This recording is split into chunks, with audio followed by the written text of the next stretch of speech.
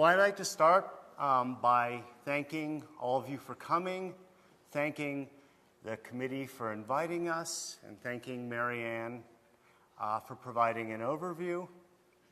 She neglected one important point about the book. If you buy it, we each get $2. Also, I have a question for you all. Are there any men here today? Good. I'm glad you're here. I'm not so happy to see what the gender ratio is, and here's why. As Marianne talked about a need for culture change to ensure that family-friendly programs are used. And the secret we have learned is that women won't make use of them unless men first make use of them. The reason is that if women are the only ones using them, they will quickly become stigmatized as special accommodations for women, and then women will stop taking them. We know this from Sweden, which offers, as I'm sure most of you know, very generous benefits for paternity and maternity. And the secret they found there was that women would not take parental leave if men didn't take it first. So next year, when you come to this lecture, find a male coworker or colleague and please bring him along. Okay. So you should think of what we're doing today as two separate lectures on the same topic. Marianne did a great job surveying the forest. I will look at some of the trees and endeavor to avoid looking at too many of the weeds. I will begin by talking about how newly minted doctorate recipients come back. Okay? I will begin by talking about how people who've just received their PhDs go about entering the academic game. First, focusing on how they get tenure-track professorships. Why don't they? Why are so many faculty men? Well, for years, the answer was always discrimination. It was easy to find examples. For example, the 1999 MIT review, which showed that women scientists there received systematically unequal treatment down to the square footage of their laboratories. So the commonly held view was that women died a death of 1,000 paper cuts. They encountered discrimination at every turn in their academic careers, and so they didn't get as far ahead. This understanding was furthered by Larry Summers' ill-considered remarks in 2004, in which he was trying to explain why there were so few women scientists at his institution. And he listed a number of reasons, and one of those he cited was innate differences, biological differences. Women may just not be as good at science as men. Many at Harvard and outside of Harvard construed this as evidence that some highly placed academics still held comparably retrograde attitudes towards women scientists. So for a long time, discrimination seemed like the default explanation, perhaps because it seemed both obvious and it was incontrovertible. It's very hard to show that discrimination has taken place. It's also hard to demonstrate that it has not. Still, we observed a lot of evidence that there may be less discrimination than there used to be. Various reviews, such as those by the psychologist at Cornell, Steve Ceci, suggested there was, in the modern academy, fairly little discrimination. That was also the perception of most academics in a national survey.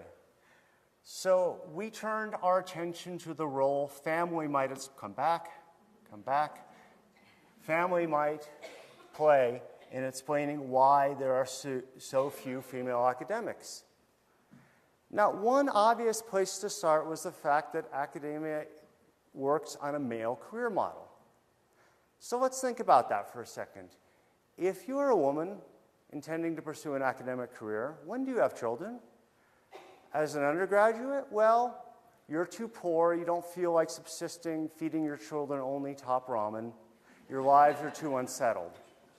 The same holds true as a graduate student. Stipends are low, your life is too unsettled. How about when you're an assistant professor? well, then you're in publish or perish mode, right? And you're working hard to try to get tenure.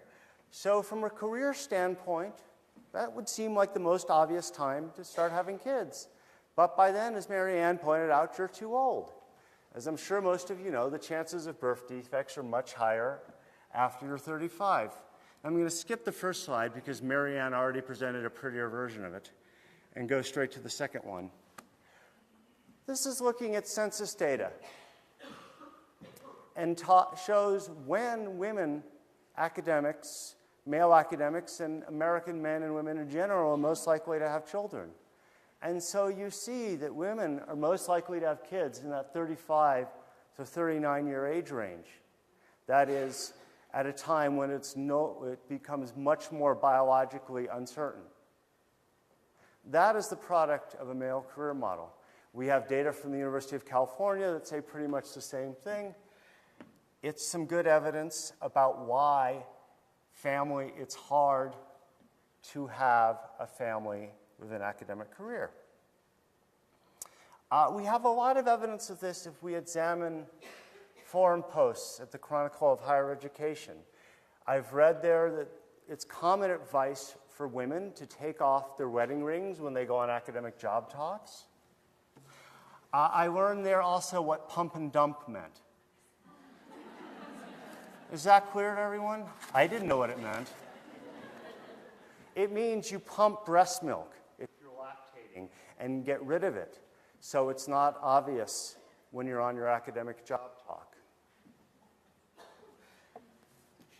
There's also a dual career problem here. If we look ahead to the professoriate, 90% of female faculty have spouses working full-time, compared to only 50% of the men. It's even worse if you have a faculty spouse, and that's worse for women. 18% of women have faculty spouses, compared to only 9% of the men. If you're in a dual career academic family, the difficulties of getting two jobs in the same place are well known to you. And so there's a lot of advice about how you might go about presenting this dual career situation to a hiring committee. So let me read one of my favorite forum posts from the Chronicle of Higher Education. This woman pretty much nails it about what you do when you're on a job talk. Telling them you're married to a relocatable spouse, though, is an entirely different question. The fact is that women often get screwed in this business no matter what their status is. The way a male-dominated committee will see it, there are 4 possibilities. 1, you're single. How will you find a decent mate in podunk? Surely you will leave soon. 2, you're gay. Surely you and your partner will be unhappy in podunk and leave soon. 3, you're married to a not easily relocated spouse. Surely your hubby will take charge and prevent you from taking the job, or will whine so much when you move here that you will leave soon to placate him. 4, you're married to an easily relocated spouse. You might still get sick of podunk and leave, but perhaps it's less likely. Probably the best option.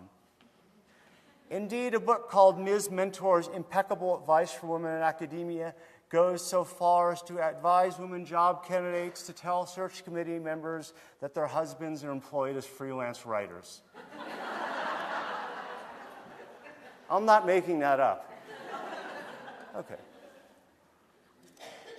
So we have a lot of good reasons why it might be hard for recent PhDs who are seeking to get into the academic game to take tenure-track positions, which almost always require a move across the country. So let's see what the data said. As Mary Ann indicated, the survey of doctorate recipients is one of the best data sets ever. It's a panel, so the same people are re-interviewed. It's replenished with new people every 2 years. This means we have sample sizes ranging from 5,000 to over 30,000 when we use it.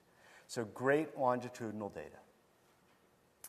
So Mary Ann, in focusing on the forest presented bivariate results, I'm going to present multivariate results. That's why the numbers, I say that only so you understand why the numbers look a little different.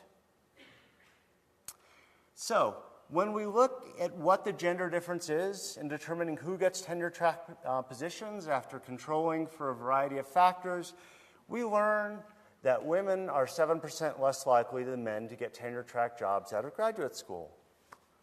There's no news here. But we learn something more. We also learn there's a baby penalty. Women who have children under school age are 22% less likely to get tenure-track positions out of graduate school compared to comparable women. Wives are 17% less likely to get these jobs compared to women who aren't married. The sum is just a little less than its parts, so married mothers are 36% less likely to get tenure-track positions than are men coming out of graduate school. But here's the really surprising finding. Once you control for the mother penalty and the marriage penalty, that accounts for why women don't get tenure-track jobs. Unmarried women without young children are 16% more likely to get tenure-track jobs compared to comparable men. In other words, marriage and children together totally explain why women don't get tenure-track jobs. Because single, childless women are much more likely to get them. So, at this stage of the academic game, it doesn't appear that there is still discrimination against women just for being women. Instead, there is discrimination against wives and mothers. Okay. So this explains what happens if we just look at who gets a tenure-track job out of graduate school. There is a marriage penalty. There is a child penalty. But what happens for people who pursue other employment? We next consider the range of possibilities, not just a tenure-track position, but we consider people who become adjuncts or contingent instructors, people who take jobs in academia but that don't involve teaching, people who take jobs in the private sector, or people who leave academia altogether.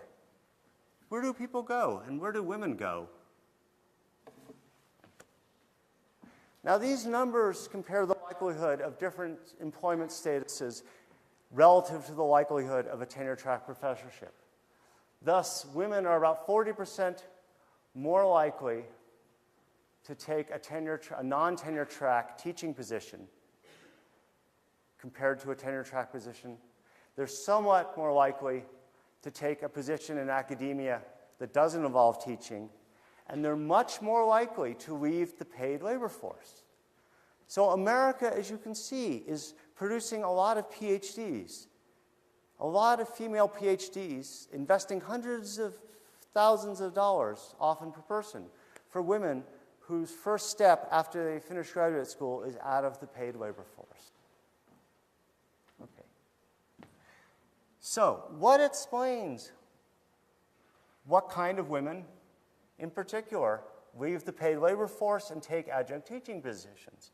As you might expect, family plays a big role here too.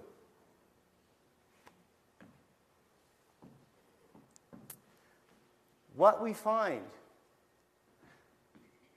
is that women with young children are about 25% more likely to take those adjunct positions. In other words, having a child as an academic woman sends you to the second tier of employment. It's also very likely, and that bar on the left only looks little because the bar on the right looks so big. If you have a child, when you finish graduate school, you're also very, very likely just to leave the paid labor force. You're also, as the striped bar sees, more likely to leave the paid labor force if you're married. So family, again, is sidetracking the careers of female PhDs. But I can't end the story here.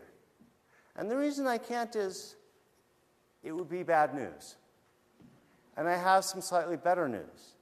What happens for people whose first job after graduate school is off the tenure track?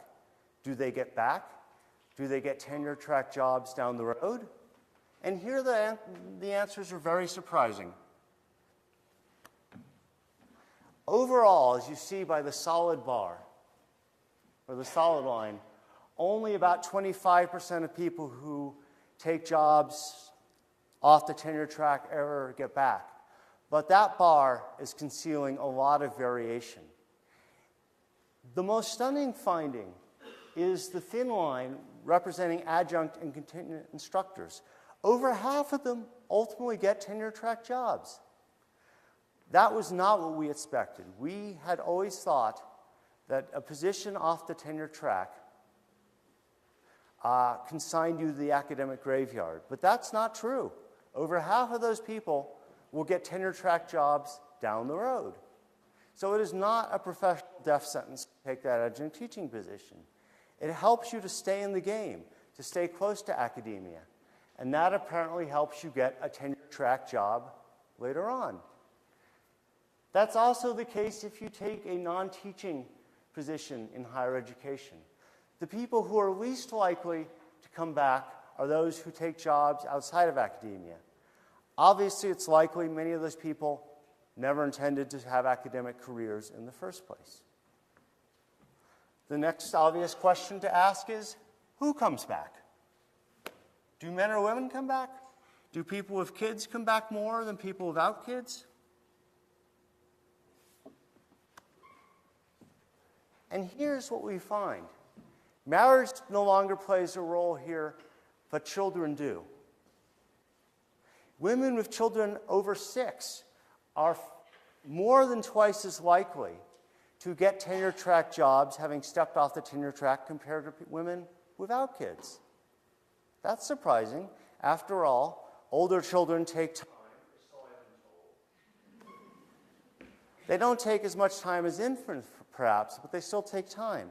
So why are these women so much more likely to get tenure track jobs after time off the tenure track compared to women who haven't had children? Well, we don't know for sure, but we can take some good guesses. What we believe and what we say in the book is that if you're off the tenure track and you have older children, this is a sign to the hiring committees, to the profession, that you're done with kids, that you've gotten through the most important, the hardest part, and then you'll have more time for your research. It's a sign that you're not about to have a child. Okay? Again, I don't know anything from personal experience about children. This is all what I learned in my research. But there is another interpretation here. And that is, women are using adjunct professorships as an ad hoc response to a male career model. It's hard being an assistant professor with a young child. So what do? You take an adjunct professorship for a few years until your children are older, and then you try to get a tenure track job. The adjunct professorship, while the pay is low and the status is low, also affords you a more flexible schedule because you can teach fewer classes if you like. And that gives you the opportunity, perhaps, to wait till your kids are older and then try to get back to the tenure track. So that's what we think is going on. Is this a perfect solution? Obviously not.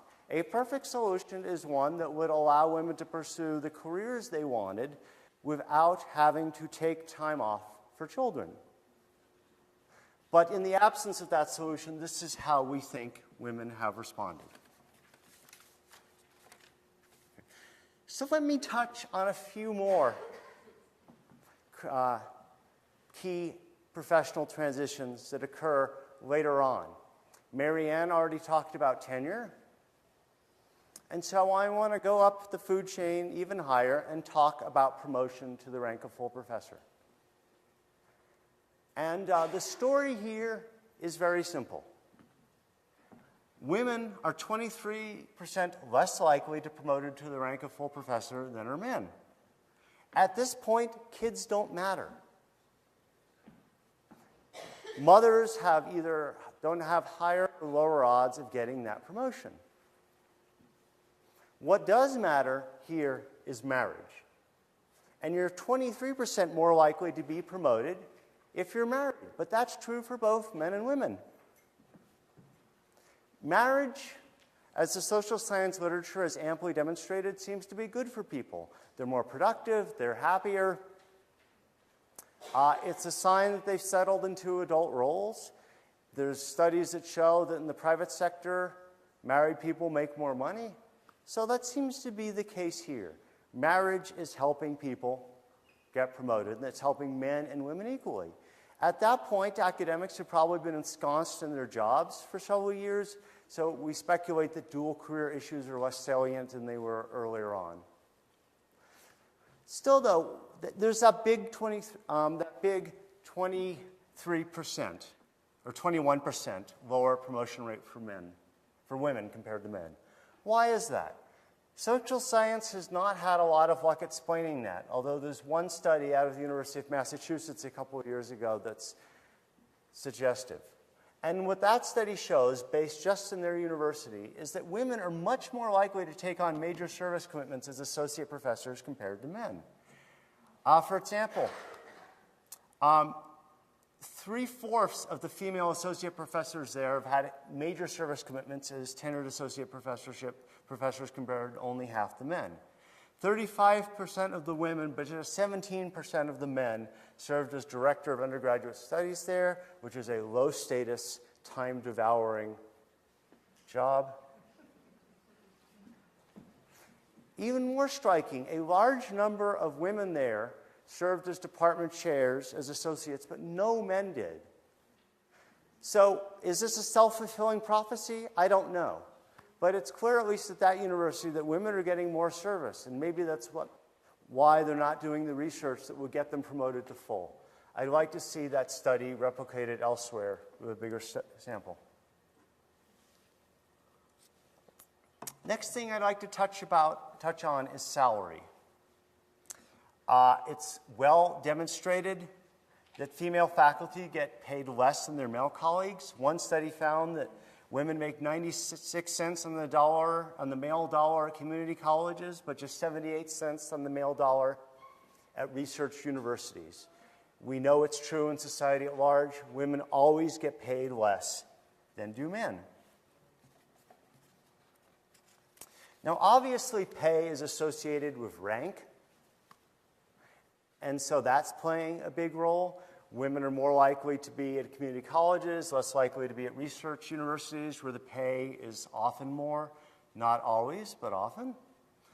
So that's playing a role.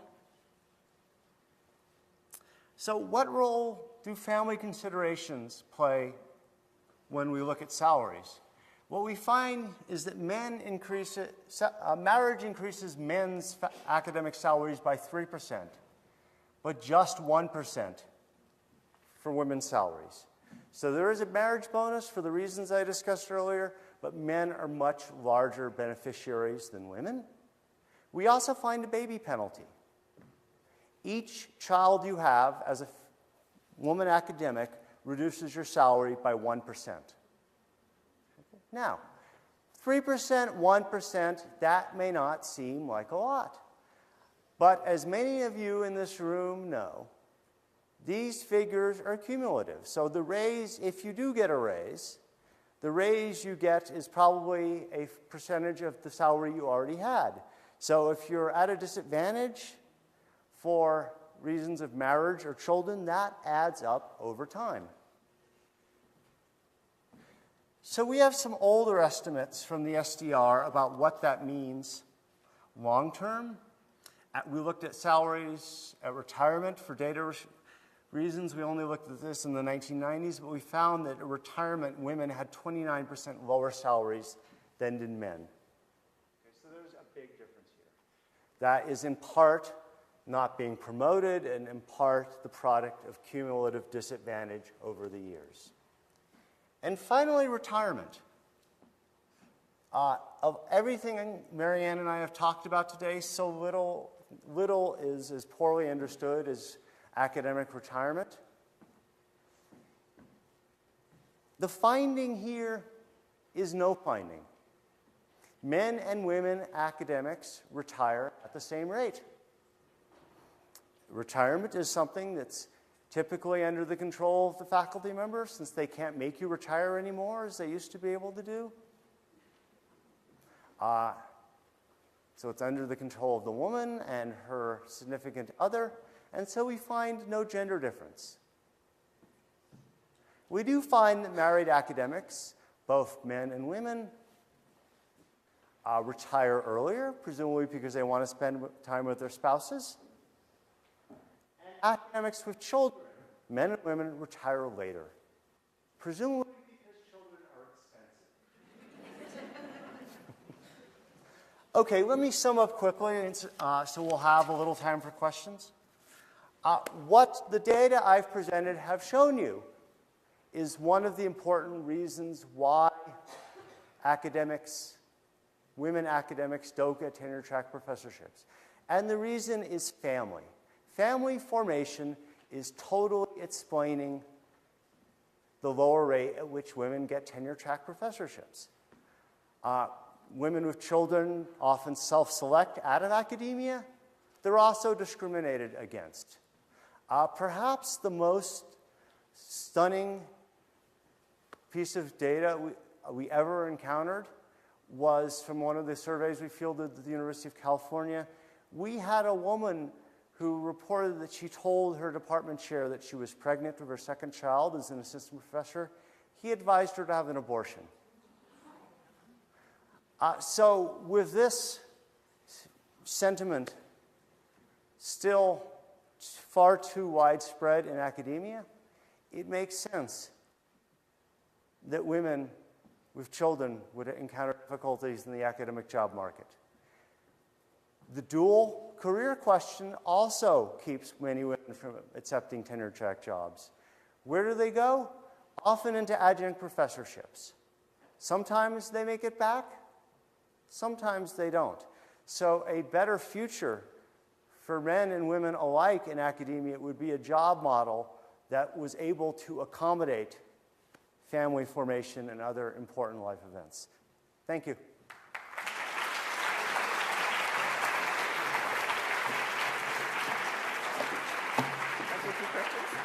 Yeah, sure. There's seats here for us. Oh, there's seats here for us. Oh, okay. So sit down. Yeah.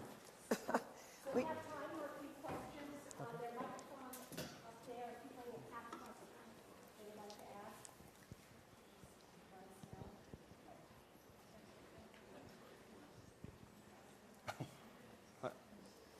Can you hear me? Yes. Yeah. Okay, thanks. So I just had a quick question for the speakers. I'm talking over here if you're looking for who's talking. So I had a question about foreign-born academics and the composition of people trying to secure academic positions. I think has certainly changed over the years that you have been studying. So how does it play out differently if you're domestic versus foreign-born, and maybe even which country you're coming from? Thanks. Yes. I think this is a particularly large problem in the sciences, and particularly large problem among postdocs as well as graduate students. And some of the concerns that we all have is that often the foreign-born students are reluctant to stand up for themselves because they're afraid that they'll be perhaps told to go. So even when there are some services available, they often don't take them. But more importantly, we really don't focus things like dependent care, et cetera. We don't do a good job with international students. Title IX, which I mentioned before, really would cover everyone, foreign students and domestic students, and it would provide a level of protection against pregnancy discrimination and a right to leave, et cetera, and to return to your program. And I'm hoping that that will help, because it's very hard to be an international student and feel that you can confidently either challenge the system or even take use of what's in the system as a general note. Does that answer your question?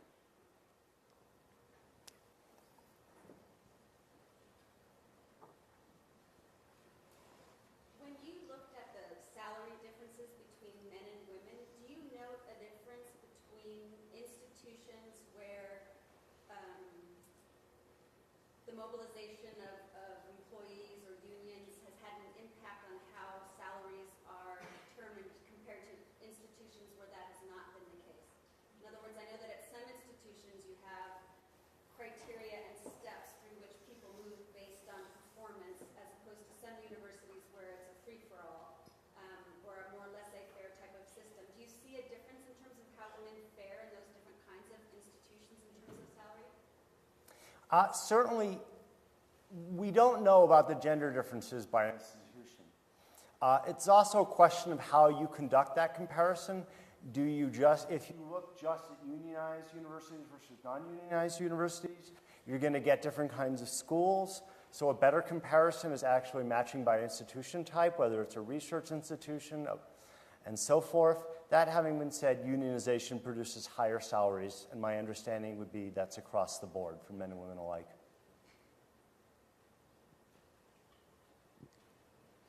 Hi, I stole the mic back here. Will your research, and as more research of this sort becomes more available, do you think that it will start to change the dial on how we are structuring our employment model in universities in terms of tenure track? Do you think that this might start to affect change in how we look at our overall system? Well, I think it already has. I mean, just hearing about your changes in your parental leave and flexible track, it can't help but change the climate. It's very clear at Berkeley. We did a climate survey just a few years ago and followed through on a lot of the questions which were asked in 2003. We now have twice as many babies born to assistant professor women. I consider that as my grandchildren. And our fathers are taking the leave. Almost all of them, men and women, are taking the leave. So the climate has changed consistently. And again, you have to change the climate, not just the policies. It's happened much more quickly than I would have thought. And then it becomes competitive, because if Berkeley does it, well, then Princeton has to do it, and they have to do it better because they have more money, and then Harvard has to do it, and then everybody has to do it, which is why you're all doing it too. Not because, I mean, you're doing it in part because there's been a very active group of women, but you have to be in tune with your other universities in order to recruit and retain the best faculty and students. So this has become part of the competitive and economic model. So I have great hope that it's changing pretty quickly. Some of these things are very difficult, though. There's no way around the fact that there is going to be a second shift of some kind, and someone's going to have to do it. And to do that, you need more time, you need more help, you need a lot of different things. Babies do take a lot of time, and I think Nick is right. They are perceived as taking more time than older children, and in fact, as a mother, I think that's true. Older children have bigger problems, but they're not so time-consuming in the same way.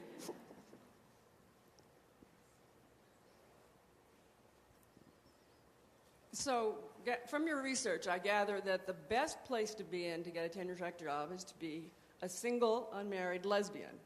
Because, so maybe the fact that we're now about to have marriage equality in both California and Utah is a mistake.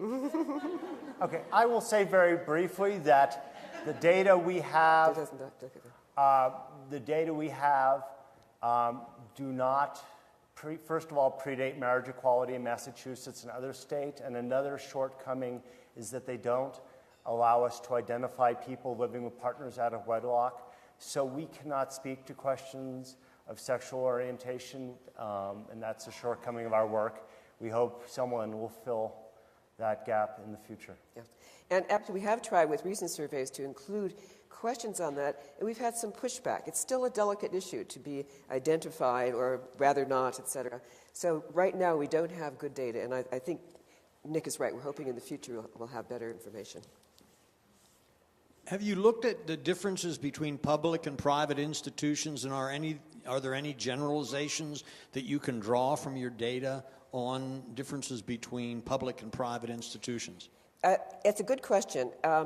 We did a pretty careful survey of the AAU universities, which are the 62 major research universities, and they include both public and private. They're not, and between the public and private, at least in the AAU, there did not seem to be distinct differences in terms of parental policy. The major criticism or concern that people have when looking at our data is, well, this doesn't explain the liberal arts colleges versus the research universities. And it's no question, because we do focus a lot on graduate students and postdocs, et cetera, that in general, we know more about those universities. At least our surveys of the UC have been on major universities. But the SDR covers both. Yeah. And what's your take on that? We don't look. I mean, there are a lot of differences we could have looked at. That one we didn't in particular, but our SDR data do include public schools, private schools, people of all races and ethnicities, everything from junior colleges to research universities, and what we find, to the best of our knowledge, it stands across all those groups. Yeah, I'm sure there are differences, but the big patterns are still there. Thanks for your talks, and I'm wondering whether you've looked at any correlation of the outcomes as tenure-track positions with some sort of life satisfaction or happiness index. Do you want to speak to that? I can speak to it. We'll both speak to this. My first answer is that if you look at national data, such as from the National Survey of Post-Secondary Faculty, we learn that academics love their jobs. You ask, do you like your job? And you get about a 90% yes answer to that. Now, that may run counter to your day-to-day lives among the faculty members, because we also like to complain, but when we step back and look at the big picture, in general, we're very happy. And that's true for men and women. That's true irrespective of faculty rank. Ann? Well, they've done a couple of climate surveys at Berkeley, and it's interesting that the assistant professors are actually happier, if you call it happy, than the associate professors. They're kind of a grumpy, I guess it's the mid-career slump, or not sure why, or they're spending too long there. A lot of grumpiness among the associates. And then when they get to be professors, they kind of mellow out again, and they're happy again. I don't know how to explain that, and it wasn't really based so much on family as it was just time and life. It's the people who get stuck as associate professors who skew that. Probably. We did some climate. Okay, then you have that same finding. So last question. I liked the graph on the returning back to academic life, and I think it seems to me that there needs to be more work on the NIH and NSF level to provide incentives for women returning into postdoctoral positions, because not only to make it worthwhile to return when you've got responsibilities, but also for the faculty who has to take you when you've got a couple of years absence from the literature, et cetera. Right. And so it seems to me that there's a gap there. We have these training programs for all these graduate students, and then no support to keep them later. I absolutely agree with you. We spent a lot of time gathering together the evidence of how much it actually cost what federal government, for the most part, to train a scientist through the postdoc, hundreds of thousands of dollars. So the loss of an investment, much less all the talent and skill, et cetera. So NIH has already done some pilot studies of reentry postdocs. NSF is thinking about it. I mean, it seems to me kind of a no-brainer that it would make sense. You don't lose your mind in 2 years. You can always rev that up again. Let me add also that our data show that if you're a woman and you have a child, you are disproportionately less likely to get federal funding. So there are marriage and baby penalties there too. Thank you.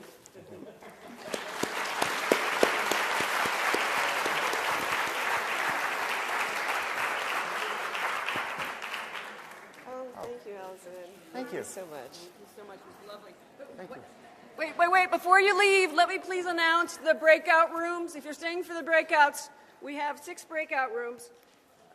Stepping off the tenure track, we have visiting scholar Julie Checkaway in Osh, room 231.